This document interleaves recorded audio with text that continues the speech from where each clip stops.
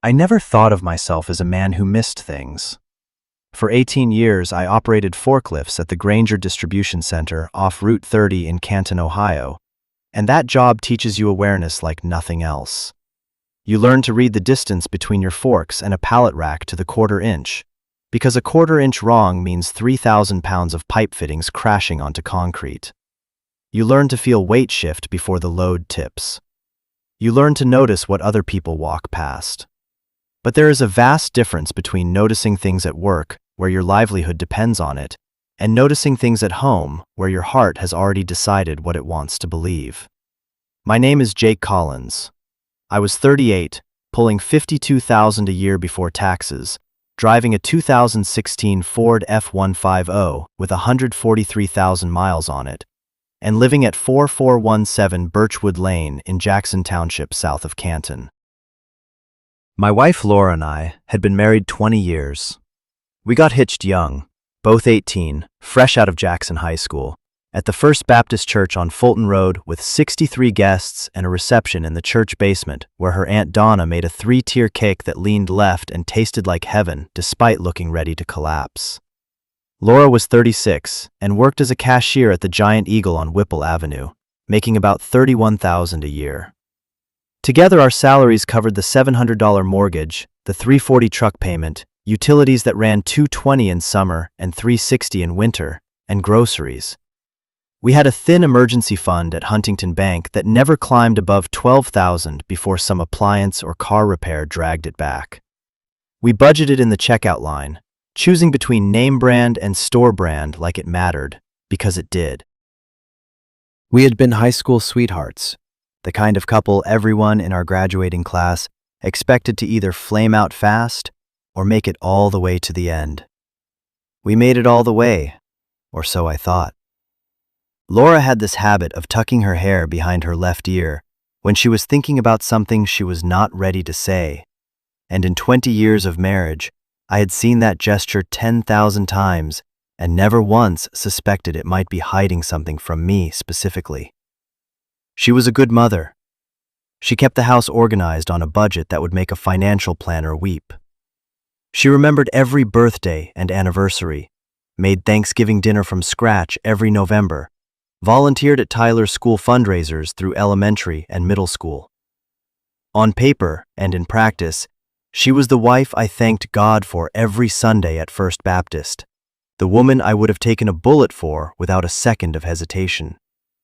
That is the part that makes it worse, knowing that none of it was fake exactly, but that all of it was insufficient. That somewhere beneath the surface of our routines, a hunger had been growing that I never saw and never fed. Our son Tyler was 20 and still in the back bedroom because a 1-bedroom apartment in Stark County was running $850 a month. He delivered for the Domino's on Tuscarawas Street near Altman Hospital, making maybe $19,000 with tips on a good year, and paid us $300 a month for his room. It was not glamorous. On Fridays, Laura and I split a large pepperoni from Angelo's on Cleveland Avenue for $14.60 with the mailer coupon and watched whatever Netflix served up. On Saturdays, I mowed the lawn or fixed whatever broke that week. The dishwasher was held together with a hose clamp I jury-rigged from an automotive supply because the actual part was $87. The back screen door had been patched twice with material from Menards. But it was ours. The mortgage was in our names, the pickup was almost paid off, and for 20 years, I believed that was enough for both of us. The day everything changed was Wednesday, September 24th. I came home early because a transformer blew at the warehouse, and they sent second shift home at 2 in the afternoon with 4 hours of show-up pay. Laura was at Giant Eagle until 6. Tyler was on deliveries. The house was empty and quiet, which was odd because Laura always left the television on, even when nobody was watching.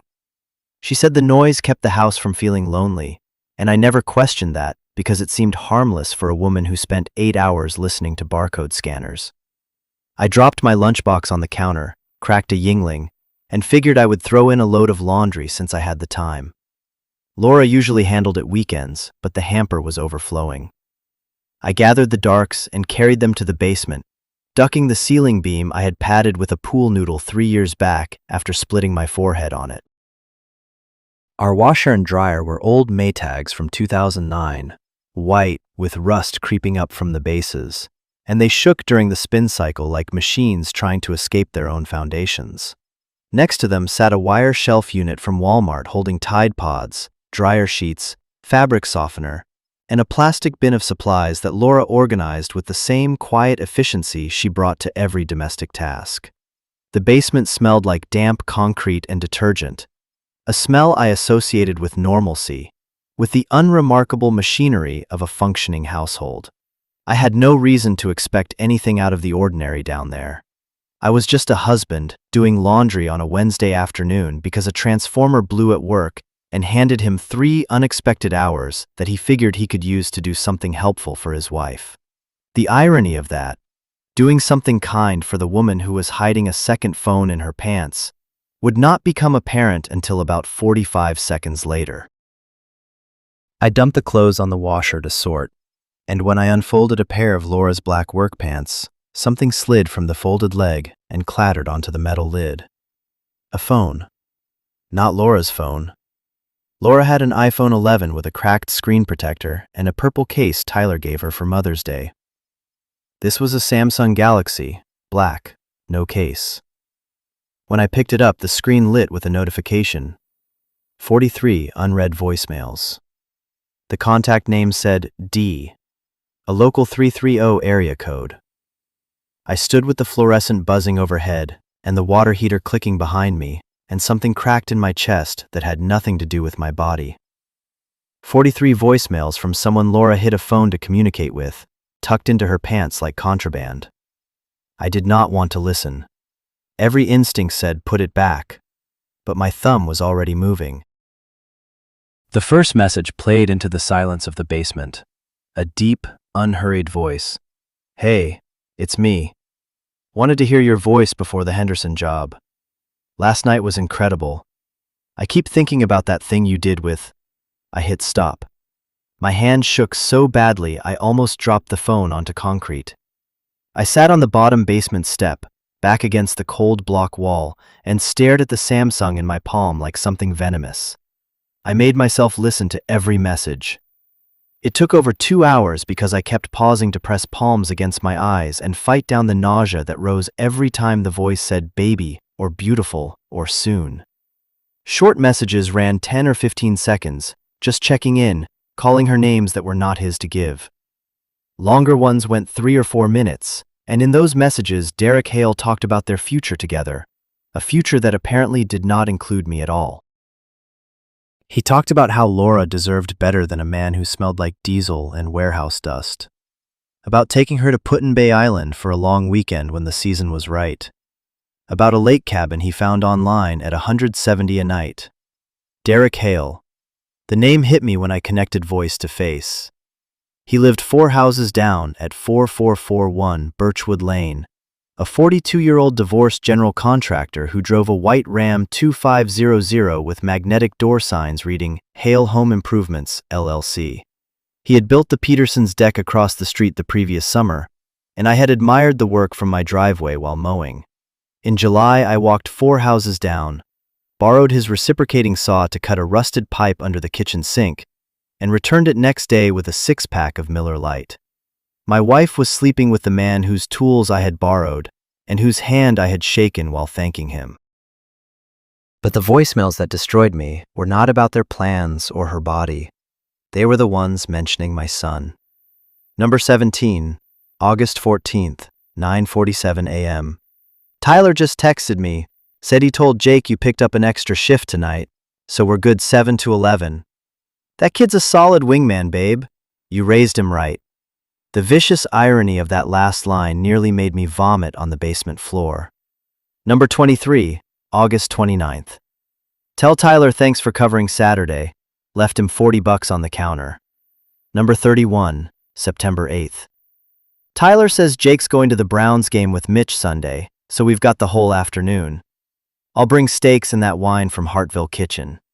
I played those 3 messages 4 times each, pressing replay with a numb thumb, making absolutely sure I heard correctly. There was no ambiguity, no room for a charitable interpretation. No scenario in which Tyler was an unwitting bystander who happened to say the wrong thing at the wrong time. The voicemails painted a picture of organized, ongoing collaboration between my wife and my son to create windows of opportunity for her to sleep with a man who lived close enough for me to see his truck from my own driveway. They had a system. Laura would announce a fake shift. Tyler would confirm it to me with a casual lie. Derek would be waiting. And afterward, Tyler would receive his $40 like a wage for services rendered.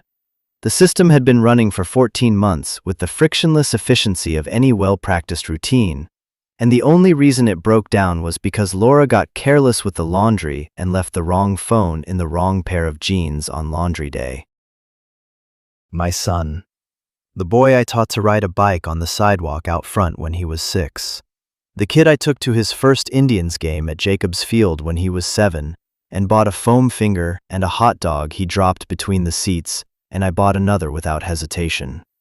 The teenager whose broken collarbone I held together in the Altman ER after a skateboard fall at 13. The young man whose heart I talked back together after his high school girlfriend dumped him at 17. Tyler had been covering for his mother's affair at least 14 months based on the earliest voicemail date. 14 months of looking at my face and lying. Of inventing stories. Of texting Derek confirmations when the coast was clear.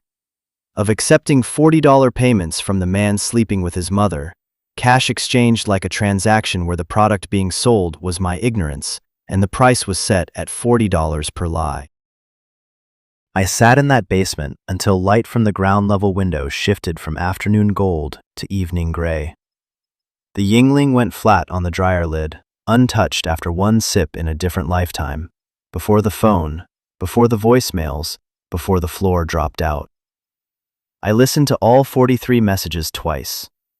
I learned they met Tuesdays and Thursdays when I worked overtime, and Saturday afternoons when Tyler told me Laura was helping her sister Karen in Massillon. Paint the nursery, assemble IKEA furniture, bridal shower planning, always plausible. I learned Laura told Derek she would leave me after Tyler moved out. I learned Derek's own divorce 3 years prior was caused by his affair with a CrossFit trainer on Market Avenue. This was not his first time dismantling a family. I learned my wife laughed differently with him, lighter and freer, a stranger's laugh wearing my wife's voice, and hearing it in the background of 2 messages was like discovering someone else had been living inside the woman I loved. When Laura's Civic pulled into the driveway at 6:22, I was at the kitchen table with the Samsung face down and my hands flat on the surface. I had showered, changed, poured the warm beer down the sink. She came through the side door with a giant Eagle bag, lanyard still on, and smiled, tired but warm. "Hey babe, you're home early." She unpacked ground beef, hamburger helper, shredded cheddar on sale for $2.99. I watched her move around the kitchen, this woman I loved since 16 when she sat in front of me in Mrs. Patterson's history class, and I spent more time studying the back of her neck than the causes of the Civil War. I tried to find the moment I lost her, the missed birthday, the canceled beach trip, or had it been slow, a quiet accumulation of not enough that Derek simply collected. I did not confront her. I needed the full shape of the lie before I opened it, because once I pulled this thread, the entire tapestry of my life would unravel, and I wanted to know exactly how much fabric was fake. That evening at the dinner table, I watched Laura eat the hamburger helper she had prepared, and I watched Tyler come home at 8 and grab a plate and sit down and talk about his shift like nothing in the world was wrong. I studied them with a focus I had never turned on my own family before. What I saw were 2 people so accustomed to a fiction that it required no visible effort. Laura asked about my day. I said the warehouse sent us home early. She said that was nice, that I deserved a break. Tyler asked if I wanted to watch the Guardians. I said sure. We sat in the living room and watched baseball, and Laura fell asleep on the couch during the 7th inning, and Tyler scrolled his phone, and I thought, every evening has looked exactly like this for 14 months, and I never suspected anything because I trusted them so completely that the possibility of betrayal did not exist in my understanding of the world. That night, I lay next to Laura while she slept. her breathing slow and even, and stared at the ceiling and planned. I would not shout, would not accuse, would not break things. 18 years of machinery taught me: diagnose the cause, identify the failure, shut the system down before it hurts someone else. Next morning, I called in sick for the first time in 4 years. After Laura left at 7:30 and Tyler at 10, I went through the house with systematic cold focus. Dresser drawers, each one lifted and replaced without disturbing the arrangement. Closet behind winter blankets, her purse, coat pockets, the Civic's glove box and console. Then the trunk. Behind the emergency kit sat a Planet Fitness gym bag. Laura had not been to a gym in 6 years, not since a 3-week Zumba experiment at the Canton YMCA. In the side pocket, I found a Comfort Inn receipt from I-77, $89, dated 3 weeks prior. A Victoria's Secret bag with tags removed, and a birthday card with watercolor trees. The card read, "To the woman who makes every day worth waking up for. Counting the days until it's just us. No more hiding, no more pretending. You deserve to be loved out loud. All my love, D." I stood in the garage holding it with the overhead door open and October morning light streaming in, and read it 3 times, each reading colder than the last, because the initial shock had burned through me in the basement, and what remained was something harder and more useful. I photographed everything with my own phone. Receipt front and back, card inside and out, tags, gym bag. I put it all back exactly as found, matching zipper angle and bag position, because I needed Laura to believe her secret architecture was intact. That afternoon, I drove to the Stark County Courthouse on Central Plaza and spent 40 minutes in the records office. Derek Hale's divorce from Sheila was finalized 3 years prior, case 2023-DR-00847. I pulled our mortgage, jointly held, purchased 17 years ago for $112,000 at 4.2 through Huntington Bank. We owed $61,000 on an assessed value of $129,000. From my truck in the courthouse parking lot, I called 3 family law attorneys. 2 wanted $5,000 retainers. The third, Patricia Engel on Market Avenue North, offered a free consultation and quoted $3,500. I took the Friday appointment. Her office was second floor of a century brick building with narrow stairs and a radiator that clanked every few minutes. Gray hair in a tortoiseshell clip, reading glasses on a chain, zero tolerance for euphemism. She swiped through my phone photos, enlarging each one, and asked how long. I said at least 14 months. She told me Ohio was no fault, meaning infidelity alone would not give me an automatic advantage. But she explained marital waste, hotel rooms, gifts, cash to Tyler, any funds spent on the affair that benefited neither the marriage nor family. She told me to open a separate bank account immediately. She told me Tyler's involvement was emotionally devastating but legally irrelevant since he was an adult. She said, "Do not confront Laura until everything is documented." I wrote her a check for $3,500 from joint savings that held about $11,000. The missing money would look like a car repair if Laura checked, and I gambled she would not look because she rarely examined savings between deposits and never questioned expenses I attributed to the truck, which was old enough to need plausible repairs at any given moment. Walking out of Patricia's office into the October afternoon, I felt something I had not experienced since the basement. Control. Not over the outcome, which was going to be ugly no matter what I did, but over the process of getting there. I was no longer a man who had been deceived without his knowledge. I was a man who knew exactly what had been done and was assembling a methodical, documented response before taking a single visible action. The difference between those 2 men was the difference between a victim and a participant in his own future. And I chose the second one without hesitation. That afternoon, I opened a KeyBank account on Whipple and changed my Granger direct deposit that evening through the HR portal while Laura watched a baking show 10 feet away. The next week, I became a detective in my own home. Monday lunch break, I drove to Giant Eagle and entered through the employee back door, nodding at a stock clerk who did not question me. The schedule on the break room board showed Laura on morning shifts only for all of September. 7:30 to 3:30. No evening shifts. Not one. She had been lying about working late twice a week for 14 months. I photographed the schedule and walked out the way I came, face blank, a skill borrowed from 18 years of keeping expression neutral around heavy machinery. I added the photo to the folder on my phone labeled Truck Maintenance, a name Laura would never think to open. I began watching Tyler like a man studying a co-conspirator rather than a son. Tuesday evening, when Laura announced a closing shift, Tyler glanced at his phone for 2 seconds and set it face down. Thursday, when she blamed Brenda calling in, Tyler said, "That sucks. Brenda's always calling in," with a chilling fluency that sounded completely unrehearsed, the product of 14 months of practice. Wednesday, during the Guardians game, I tested him directly. "Hey, did you see Derek Hale got a bigger truck? That white Ram must mean business is good." His eyes stayed on the TV, but his hand tightened on his Coke can, aluminum denting. "Didn't notice.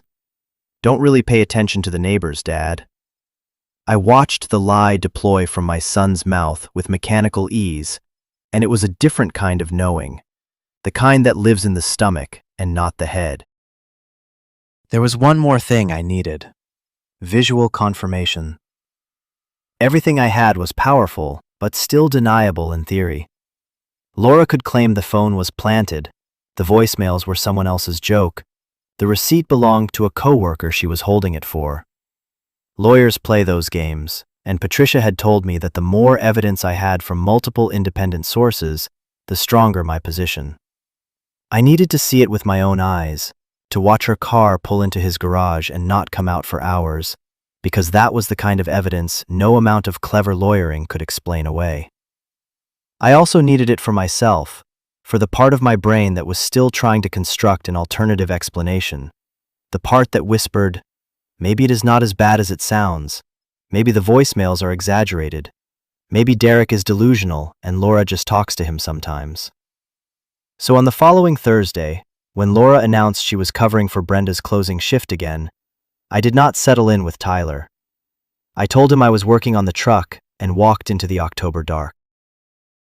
I drove to the dead end of Birchwood and parked with engine off and windows cracked. At 7:14, Laura's Civic left our driveway, drove 4 houses south, and turned into Derek Hale's garage. The door descended behind the car. I sat in darkness for 3 hours and 17 minutes, watching upstairs lights cycle on and off, shadows behind drawn second-floor blinds. At 10:31, the garage opened, the Civic backed out, and Laura drove home. I circled through Applewood Drive. When she walked in at 10:45, she said the register crashed and she was going straight to bed. She kissed my forehead, and her hair smelled like cologne I did not own, something woody and sharp that was not any product in our bathroom. I said nothing. In the bathroom, I locked the door and sat on the tub edge, pressing palms into my eyes until I saw bursts of white behind the lids. The evidence was complete: voicemails, receipts, schedules, surveillance. Patricia had everything she needed. Now it was time. I decided I wanted both of them in the room so neither could pretend the other acted alone. I chose a Sunday 3 weeks after finding the phone. Middle of October. Maples turning gold along Birchwood. I had moved 3800 to Keybank. Evidence in a manila envelope in the locked toolbox on the truck. Digital copies and email drafts. Patricia said I had a strong case given documented waste. I was as prepared as a man can be to detonate his own life. After church at First Baptist, which I attended alone, I found them both in the kitchen. Laura making grilled cheese on my grandfather's cast iron. Tyler at the table with his phone and orange juice. Butter and bread smell filling the house so painfully normal, I almost stopped. Then I heard the echo of Derek's voice. "Last night was incredible," and Tyler just texted me, said he told Jake. The nerve came back cold. I set the Samsung on the table next to Tyler's elbow. I found this in the laundry 3 weeks ago. 43 voicemails from Derek Hale. I've listened to every one. Some mention you by name, Tyler. The silence was the loudest thing I have ever heard. Louder than a warehouse alarm. Louder than a pallet load hitting concrete. Laura's spatula stopped. Tyler's thumb froze. Color drained from Laura's face, pink to gray-white of old newspaper. Tyler closed his eyes like someone who has been expecting a blow for 14 months and felt equal parts dread and relief that it finally arrived.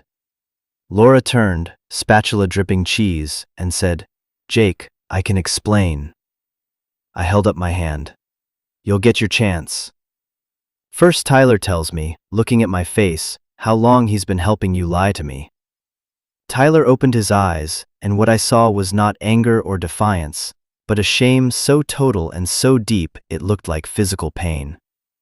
"Dad, please," he said, and his voice cracked on the second word like a branch breaking. I said, "How long?" He said, "Since last July. 14 months. I said, "Why?" My son said, "Because she told me it would destroy you, and I thought I was protecting you." Laura was crying now, hands pressed over her mouth, folding into a kitchen chair. Tyler sat rigid, jaw clenched so hard the muscles in his temples worked. I pulled the manila envelope from behind the microwave where I staged it before church and laid everything across the table. Comfort in receipt. 13 pages of typed voicemail transcripts. Giant Eagle schedule photos proving no evening shifts. Derek's birthday card in a plastic bag. Victoria's Secret tags. Each item placed deliberately, like a man dealing cards in a game where he already knew every hand. 14 months. Hotels, gifts, cash to our son. A plan to leave me after Tyler moves out. I know about Tuesdays and Thursdays. I know the Saturdays were not at Karen's. I know about Put-in Bay and the cabin and the wine. Laura looked at it, and the desperate hope drained away, replaced by recognition that the full architecture of 14 months was disassembled on the kitchen table like an autopsy. She said quietly, "It started in August last year. Derek came to borrow the garden hose, and we started talking, and it just happened. Rage so hot my vision swam. It just happened, is what people say wanting accidents absolution for 14 months of deliberate, coordinated choices. I kept level, no shouting, no thrown objects, no narrative of Jake losing control. You chose to sleep with a man 4 houses away. You chose to recruit our son and pay him for silence. You chose hotel rooms while our electric bill was late 3 times. None of that just happens, Laura. Every single piece was a decision." She wiped her eyes with the heel of her hand and said, "You don't know what 20 years of this feels like.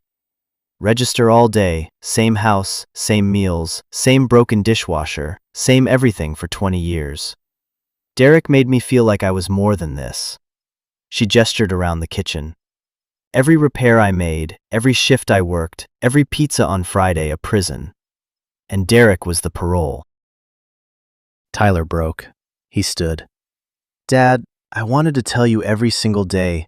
I would pull over on deliveries and sit in my car with the phone in my hand trying to call you. Mom told me you'd have a breakdown, that you might hurt yourself, and I could not be the person who caused that. I know that is not an excuse. I know." He pressed his fist against his mouth, face contorting. I said, "You took his money, Tyler. $40 42 times by my count. $1,680 for my trust." He flinched like I had slapped him. "I know exactly what I did. I'm not standing here making excuses. It was wrong the first time and every time after, and I knew it every single time I took the money." Tears ran silent down his face. I wanted to hold him. I wanted to shake him. Instead, I gathered the papers, returned them to the envelope, and said, "I've hired an attorney. Papers will be filed this week. Laura, Find somewhere to stay starting today. Tyler, you too. I need this house empty so I can figure out whether any part of my life is still standing. Laura said, You can't throw us out of our own home. I said, I am not throwing anyone out. I am asking for space, and after 14 months of coordinated deception, I believe you owe me that much. You have your sister in Massillon. You have Derek 4 houses away. Tyler has Marcus. You have options I did not have when I was the only person in this house who did not know what was happening under its roof. Laura opened her mouth to argue again and then closed it, because even in the extremity of that moment, she could see the math of what she had done and understood the ledger was not in her favor. Tyler had not said another word since his confession. He stood by the refrigerator with arms wrapped around his own torso, the tears dried but his face drawn and gray, and I did not look at either of them longer than I had to, because every second of eye contact cost me something I could not afford to spend.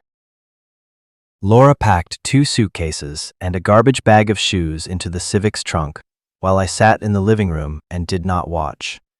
She drove to Karen's in Massillon without saying goodbye, and I did not ask for one. Tyler loaded a duffel bag, his PlayStation, and a cardboard box from the back bedroom into his Honda Accord. Before leaving, he stood in the kitchen doorway and said, I'm sorry, Dad. I know that word does not mean anything to you right now, but I need you to hear me say that I'm going to earn it back, however long it takes. I said nothing because there was nothing to say that would not either forgive him too quickly or wound him unnecessarily. He left. I stood in the driveway watching both sets of taillights shrink down Birchwood Lane until they turned the corner at Applewood and vanished into October darkness. Then I went inside and locked every door in the house, front, side, back, garage, turning each deadbolt with a deliberateness that felt like sealing a wound, which is precisely what it was. The house was silent, in a way it had not been since before Tyler was born. No television murmuring, no footsteps overhead, no voice from the kitchen. Just the refrigerator hum, the mantel clock my mother gave us as a wedding gift ticking on the shelf, and the sound of a man understanding that the life he believed in was built on sand. I did not drink, though the Yinglings were in the fridge. I did not call my brother Steve in Akron or my buddy Mitch. The words for what happened did not exist yet, and I could not speak a language I had not learned. I sat in my recliner in the dark and let the grief arrive, and it came in waves that bent me double, great heaving sobs pressed into a throw pillow, because even alone, even in an empty house, I was too proud to let the sound fill the rooms. Past midnight, I fell asleep in the chair with the remote in my hand. When I woke at 5:30 to an alarm I forgot to cancel, I lay in gray pre-dawn light waiting for it to be a dream. It was not. Tyler's juice ring on the table, cold grilled cheese on the stove. I went to work that Monday because I did not know what else to do. The warehouse was the one place where my body could operate on autopilot while my mind processed what had happened, because moving pallets requires attention but not thought, and thought was exactly what I could not control. Every quiet moment between loads, my brain replayed a voicemail or a sentence or an expression. Tyler closing his eyes, Laura saying it just happened, Derek's voice calling her baby, and I would feel the heat rise in my chest and I would steer it into the next pallet, the next stack, the next aisle, converting grief into kinetic energy the way the forklift converted diesel into motion. My coworker Dave Polanski on the adjacent aisle asked if I was all right because I had not said a word all morning. I told him I was fine. He did not believe me, but he let it go because that is what you do in a warehouse. You let a man have his silence. I threw the sandwiches in the trash and washed my grandfather's skillet by hand and dried it and put it away. The skillet was guilty of nothing. Patricia filed for dissolution of marriage, the Ohio term for an uncontested end, on Tuesday. Laura was served at Karen's on Wednesday, and that evening 17 missed calls from Laura's number lit up my phone. I did not answer one. Her voicemails contained apologies, pleas for counseling, promises to end things with Derek, and the insistence that 20 years should count for more than this. I listened once to each and deleted it. Not cruelty. I had already spent 3 weeks listening to 43 messages that told me everything I would ever need to know. The proceedings moved fast because there was little to contest. We were not dividing a fortune. We were splitting the modest remains of a working-class marriage. Patricia negotiated 3 sessions with Laura's attorney James Kowalski out of Massillon. I kept the house and the F-150. Laura got the Civic and $4,200 from remaining savings. No alimony, incomes within 20%. Finalized January 9th. Judge Markham. Neither present. Everything pre-signed. 20 years of marriage, reduced to a file number and a stamp in Stark County Family Court. I sat in the cab of the F-150 in the Huntington Bank parking lot the morning after the finalization, having just closed the old joint account and transferred the remaining balance to Key Bank. And I stared at the receipt showing a 0 balance and felt something I can only describe as the emotional equivalent of a flat tire. Not a dramatic blowout, just a slow, final deflation of something that had been losing pressure for months and finally reached empty. I folded the receipt and put it in the glove box and drove to work and clocked in 7 minutes late for the first time in 2 years, and Ray did not say a word, because by then the whole warehouse knew, the way warehouses always know, through silence and averted eyes and someone leaving a coffee on your station without being asked. Laura moved into Derek's house in November, before the dissolution was final. 4 houses down Birchwood Lane.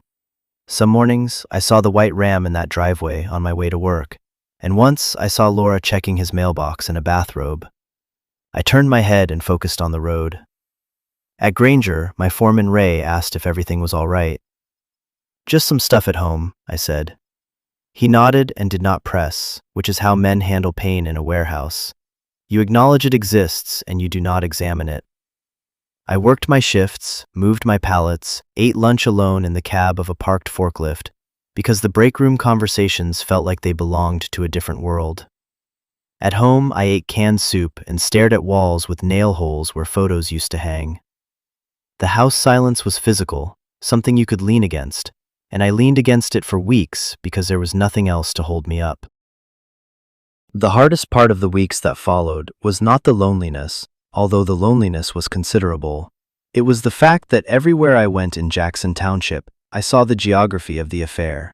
Birchwood Lane, the Giant Eagle where Laura had never worked an evening shift. The Comfort Inn off the I-77 exit where the highway signs now looked different, tainted. The Peterson's deck across the street, built by the man who had been sleeping with my wife while I waved at him from my lawnmower.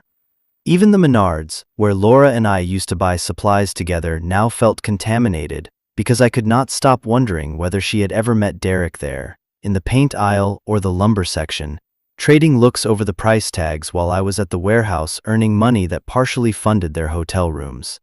The world had not changed. My perception of it had, and the gap between those two things was where the pain lived. Tyler tried to reach me 11 times that first month. Calls, texts. Then in November, a handwritten letter through the mail slot, 3 pages of notebook paper in his messy, left-handed writing. He wrote about Laura, telling him monthly the affair was almost over, just hold on. About the $40 starting as a one-time payment and becoming a regular expectation he despised but could not stop because stopping meant admitting participation. He was at Marcus's place, double shifts at Domino's, and Saturdays at Speed Shine Car Wash on Route 62. The word sorry appeared 14 times. He asked if any path remained to being father and son. I read it twice, folded it, placed it in my nightstand drawer beside my watch and the small New Testament for my confirmation. I was not ready. Laura's betrayal fit a framework I could comprehend. Marriages fail. People chase feeling alive in someone else's arms. But Tyler's betrayal was a corruption of the bond I thought existed outside the reach of adult failure. Your wife can stop loving you. Your son is not supposed to help her do it. Christmas was the worst. My brother Steve invited me to his place in Akron, and I went because the alternative was sitting alone in a house full of ornaments that Laura had collected over 20 years, each one tied to a memory I no longer wanted to hold. Steve and his wife Diana put out a good spread, and their two kids, both under 10, ran around the living room in new pajamas, and I sat on their couch with a plate of ham and scalloped potatoes on my knee, and smiled at the right times and laughed at Steve's jokes, and nobody asked about Laura or Tyler, because Steve had told them not to. On the drive home through falling snow on Interstate 77, I pulled onto the shoulder near the Richville exit and sat there for 15 minutes with the hazards blinking, gripping the wheel, letting a wave pass through me that I did not have a name for. Then I put the truck in drive and went home and went to bed, and got up the next morning and made scrambled eggs and started the day. 5 months passed. Canton winter was brutal that year. Below zero a full week in January. I spent free time alone in a house too big for one person and too small for the memories it held. December, I boxed the wedding photos and stored them in the garage. February, I repainted the bedroom because Laura's romantic mauve made me sick. I chose Silver Point Gray from Sherwin-Williams and rolled it on one Saturday while listening to a podcast about World War II submarines, which kept my brain on someone else's tactics. I started cooking, badly at first, eggs either runny or rubber, canned soup heated in a pot because the microwave died November and I had not replaced it. Then I found a cookbook at Stark County Library called Cooking for One, and the librarian Beth with gray braids suggested buying my own copy after I checked it out 3 consecutive times. I made chili from dried beans and burned the first attempt. Chicken Parmesan with Rao's marinara at $8 a jar, which felt extravagant but tasted like a revelation. One Saturday in February, I drove to the Hartville Flea Market, 20 minutes north, not because I needed anything, but because I needed to be somewhere that held no memories of Laura or Tyler or Derek. I walked through the rows of vendors selling antique tools and homemade jam and Amish quilts and cheap sunglasses, and I bought a cast iron skillet seasoning kit for $11 because the vendor, an old man with a leather apron and thick glasses, said it would make my grandfather's skillet cook like new. We talked for 15 minutes about cast iron care, and he never once asked why a 39-year-old man was alone at a flea market on a Saturday afternoon. And the conversation about skillet seasoning was the most normal human interaction I had experienced in months. On the drive home, I realized that the absence of pain was its own kind of pleasure, and that I was going to have to build a new life out of moments exactly like that one. Small, unremarkable, and utterly free of deception. I made a beef stew that simmered 4 hours and filled the house with a smell that was warm and almost felt like home. Ate it at the table with Italian bread from Giant Eagle's Bakery, and did not think about Laura once during the meal, which I counted as a victory. I seasoned the cast iron skillet with the kit from the flea market and hung a new clock above the stove, a plain white one from Dollar General that ticked loud enough to fill the silence. Small things, a painted wall, a meal cooked from a recipe, a podcast about submarines, a clock that keeps honest time. Small things are what fill the space after something large has been removed, and if you choose them carefully, they start to look like a life. Not the life I planned at 18 standing at the altar saying I do, but mine, honest. And some nights, that was enough. In early March, my buddy Mitch Kowalczyk, who I watched Browns games with and who had been giving me space since October without being asked, called and said he was coming over with a case of Yingling and a bag of pretzels, and I was not allowed to say no. He showed up Saturday evening, and we sat in the living room and watched a replay of a UFC fight, and he did not mention Laura or Tyler or Derek or the dissolution once in 3 hours. He talked about his daughter's soccer tournament and his wife's new job at the school district, and a truck he was thinking about buying from a guy in Louisville. When he left, he put his hand on my shoulder and said, "You know where I am." That was all. No advice, no platitudes, no "you'll get through this." Just a man reminding another man that he was not as alone as he felt. It was exactly what I needed, and Mitch somehow knew that, which is why he had been my friend for 15 years, and why some friendships survive things that marriages do not. Later that month, Tyler appeared unannounced on a Saturday afternoon. I was under the F-150 on the creeper, changing oil, when I heard gravel footsteps. I rolled out with a socket wrench and motor oil on my forearms, and there was my son. Thinner by 15 pounds, dark circles aging him a decade. Domino's polo, faded jeans, holding a paper bag from Swenson's on Fulton Road. Swenson's was the drive-in where I used to take him for Galley Boy burgers when he was small enough to sit on my lap in the truck cab. He said, standing very still, "I brought lunch. You don't have to talk to me. Don't have to let me in. I just wanted to bring you a Galley Boy because it's your favorite, and I figured you haven't had one in a while." His hand was shaking. The anger was there, heavy under my sternum like a coal that had burned 6 months without cooling. But behind the exhaustion and the weight loss, I saw the boy who fell asleep on my chest during Saturday Browns games, small fist curled around my shirt collar. I could not close the door on that boy, even if the man he became deserved it. Stay for lunch. That's all I'm offering. We sat at the kitchen table, the same table where evidence had been spread 5 months earlier, and ate Galley Boys and onion rings in silence that was not comfortable, but not hostile either. Tyler's eyes moved around the room, cataloging the changes, missing photos, new paint on the living room wall, single plate drying in the rack by the sink. He noticed the clock above the stove, the seasoned skillet, the absence of Laura's fruit bowl on the counter. He was mapping the shape of a life that had been rebuilt without him in it, and I could see the realization settling across his face like a slow weather front. After 20 minutes, he set down his half-eaten burger and said, "I started seeing a counselor, Dr. Rivera on Dressler Road, every other Tuesday for 2 months. I said, "Good." He said, "She told me I need to take full accountability and accept you might never forgive me and be genuinely okay with that possibility." I said, "Smart woman." He said, choosing words carefully, "She also told me what Mom did, using my love for you as a tool to keep me quiet. That was manipulation. And I should have seen it, but a 19-year-old being manipulated by his own mother is context I'm allowed to factor in." I put down my burger. "Tyler, you were 19. She put you in a position no kid should face, and you made the wrong choice. I understand that. But understanding and being okay are different things, and I am a long way from okay." He nodded slowly, jaw tight, eyes wet. He stood, picked up the Swenson's bag, and left without another word. He came back the next Saturday with Chinese from Ying's Garden on Everhard. Sesame chicken, lo mein, egg rolls. Stayed 45 minutes.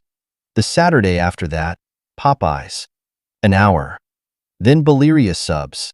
An hour and a half plus the first quarter of March Madness. I found myself looking forward to Saturdays in a way I had not looked forward to anything in months. I would not have admitted that to anyone, and I would barely admit it to myself. But on Friday evenings, I would find myself wondering what Tyler would bring the next day, and where we would eat, and whether the silence between us would be a few seconds shorter than the week before. It was not forgiveness. It was not even the beginning of forgiveness. It was more like the recognition that the wound, while still open, was no longer the only thing I could feel when I looked at him. There were other things now, older things, memories of who he was before the voicemails, and those memories had not been erased by the betrayal, they had just been buried under it, and the weekly visits were slowly, grain by grain, removing the dirt. Each visit, the conversation went deeper. He told me about Marcus's apartment, thin walls, 8 minutes of hot water, a landlord who took 4 days to fix the furnace in February while the temperature inside dropped to 52 degrees. About working 60-hour weeks at Domino's and the car wash. About his lower back aching after doubles, but the satisfaction of paying his own way. About cutting contact with Laura in December, calling her one final time to say he was angry at her for putting him in the middle, and angrier at himself for staying. about Derek pulling up to the Domino's in the white Ram, leaning out the window saying, "No hard feelings," and Tyler telling him to leave before he did something that cost him his job.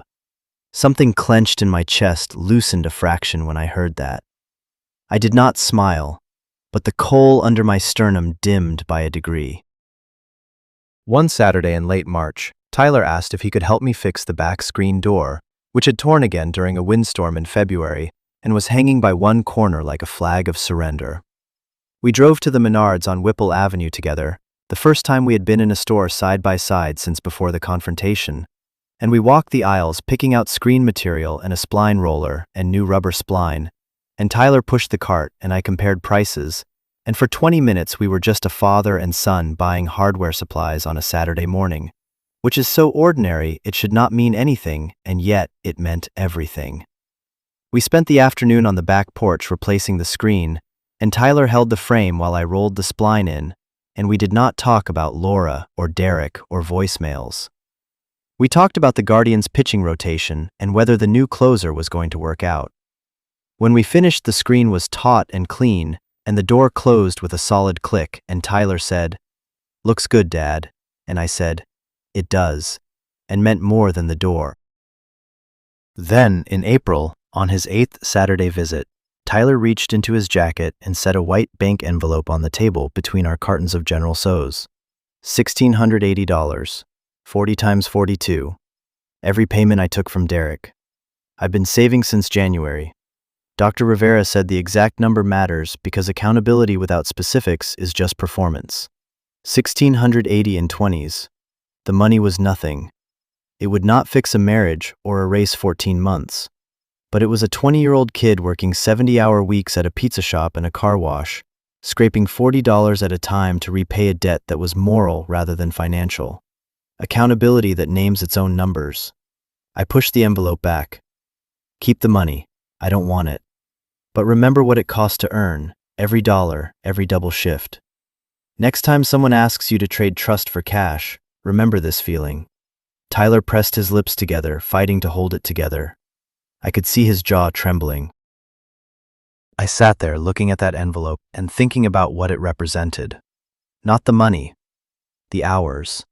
The early mornings at the car wash in February when it was 12 degrees and the spray turned to ice on his gloves. The late nights at Domino's driving through neighborhoods he did not know with hot pizza balanced on the passenger seat and a GPS voice telling him where to turn. 70-hour weeks for 5 months. Living in a thin-walled apartment above a dry cleaner, eating ramen and day-old pizza from the Domino's reject bin, all to accumulate the exact amount he had been paid to lie to me. Most 20-year-olds would have spent that money on a PlayStation game or a night out, or simply pretended the debt did not exist. Tyler counted every dollar and earned every dollar back and put it in a bank envelope and set it on a table and let me decide what to do with it. That meant something. It did not fix everything, but it meant something I could not ignore. I said, "Come home. Back bedroom is yours. But things are different. You look me in the eye and tell the truth, every time, about everything. Especially when it's hard. Especially then." He said, "Yes, sir," the way he used to at 10 when I taught him to cast a line at Sippo Lake, his small hand inside mine on the rod, the bobber floating on still water. He moved in the first weekend of May. Strange at first, 2 men in a house built for 3, a familiar song played in a different key. But within weeks we had a rhythm. Tyler kept his room clean, paid $400 a month, his idea. Went to Dr. Rivera without reminders. In August he enrolled in the logistics management program at Stark State College on Frank Avenue, a 2-year degree qualifying him for positions at distribution centers like Grainger. Over dinner one evening he said, "I want to understand the industry you've worked in my whole life." I had to excuse myself to the bathroom because no grown man should cry over a community college enrollment form, but there I was, gripping the sink. There were moments in that first month of living together again that tested the new arrangement. One evening I came home from a shift and found Tyler on his phone in the kitchen, and for a split second, a fraction of a heartbeat, I felt the old suspicion rise like bile. Who is he texting? What is he hiding? Is this happening again? He must have seen it on my face because he turned the phone screen toward me without being asked and said, "Just Marcus. He's asking about the rent check." And I nodded, and the suspicion receded, and I hated myself a little for having felt it, because Tyler had done nothing in the weeks since returning to earn that kind of doubt. But that is what betrayal does to the nervous system. It installs a tripwire that goes off at random, and you cannot remove it through willpower alone. Only through the slow accumulation of evidence that the wire is no longer connected to anything real. The anger did not vanish overnight. It came in sudden flashes, triggered by things I could not predict. A song Laura used to hum while cooking. Woody cologne on a stranger at Walmart. A Tuesday evening when memory surfaced uninvited, and I realized it was one of their nights, and the knowledge hit fresh as the first time. But the flashes shortened. The intervals lengthened. And Tyler was there through all of it, not trying to fix what he helped break, not pushing me to move on or forgive before I was ready. Just present. Dishes without being asked. Guardians on the couch with two Yinglings. Studying at the kitchen table while I read in the recliner. Proving through 1,000 small, consistent acts that the word trust was not just something he said, but something he lived. A year after the divorce, I sat on the back porch on a warm September evening, watching the sun go down behind the silver maples. The sky was layered orange and pink in the way Ohio does autumn, too beautiful to seem real. There were also moments of unexpected grace. One evening in late June, Tyler and I were sitting on the back porch after dinner, and he said, completely out of nowhere, "Dad, what was it like when you and Mom first started dating?" I was quiet for a while, because the question reached into a part of my memory I had been deliberately avoiding. The part where Laura was 16 and beautiful and laughed at my terrible jokes and made me feel like the luckiest kid in Jackson Township. I told him about the first time I asked her to the movies, a showing of The Dark Knight at the Tinseltown Cinema on Dressler, and how I was so nervous I bought 2 large popcorns by accident because I forgot I had already bought one. Tyler laughed, a real laugh. And for a second the kitchen table with its evidence and the voicemails and the 14 months of lies faded into background noise against the foreground of a father and son sharing a porch and a memory. It did not erase the past, but it suggested that the past did not have to be the only thing the future was built from. I had started going to church again in the summer, not out of any dramatic return to faith, but because the routine felt anchoring, and because Pastor Jim Mitchell had known me since I was 14, and had a way of talking about grace and failure that did not feel like a lecture. One Sunday in August, he pulled me aside after service and said he had heard about the divorce, and he was sorry, and if I ever wanted to talk, he was available any Tuesday afternoon. I said I might take him up on that, and I meant it, though I never actually went, because by then Tyler was back in the house, and the kitchen smelled like food, and the television was on again, and the Tuesday afternoons were filling themselves with something that looked like ordinary life. I was not healed. I was not over it. But I was through the worst of the tunnel, and I could see light that was not an oncoming train. Tyler came through the screen door with 2 bottles, handed me one, and settled into the green lawn chair with the cracked armrest. We sat in the silence of 2 people who survived something and do not need to narrate the survival. Crickets. A lawnmower in the distance. Kids playing somewhere down the block. Then Tyler said, "A year ago this week you found the phone." I had not tracked the date, but he was right. "Yeah, guess it is." He said, "Are you okay, Dad?" The real answer, not the one you give Ray at work. I sat with it honestly.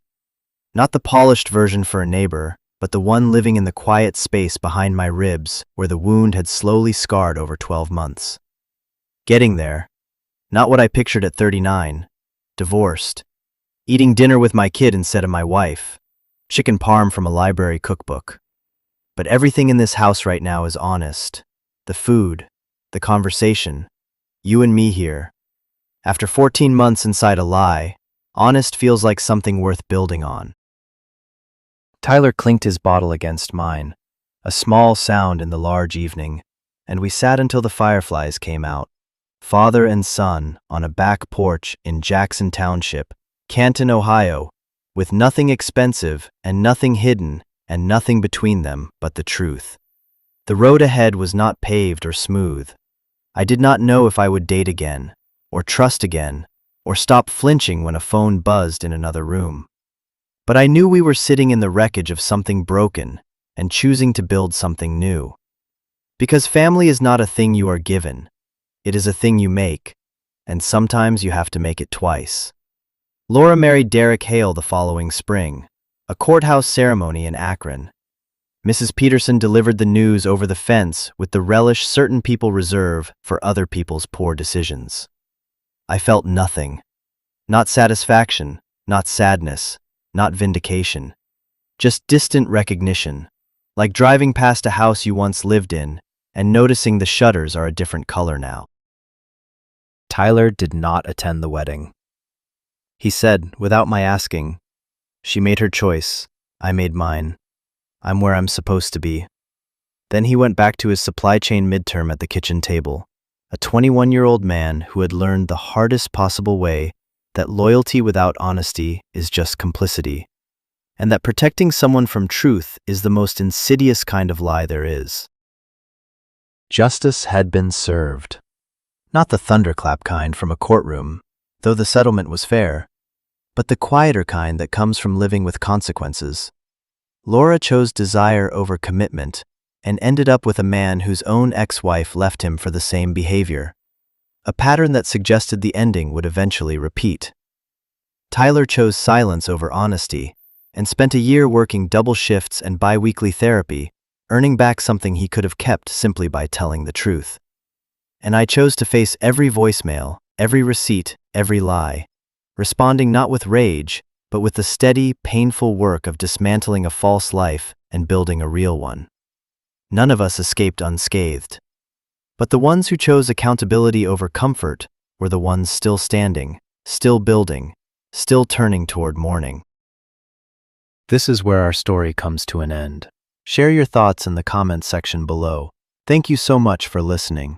If you enjoyed this story, please subscribe to this channel and hit the notification bell so you never miss a new upload. We will see you in the next one.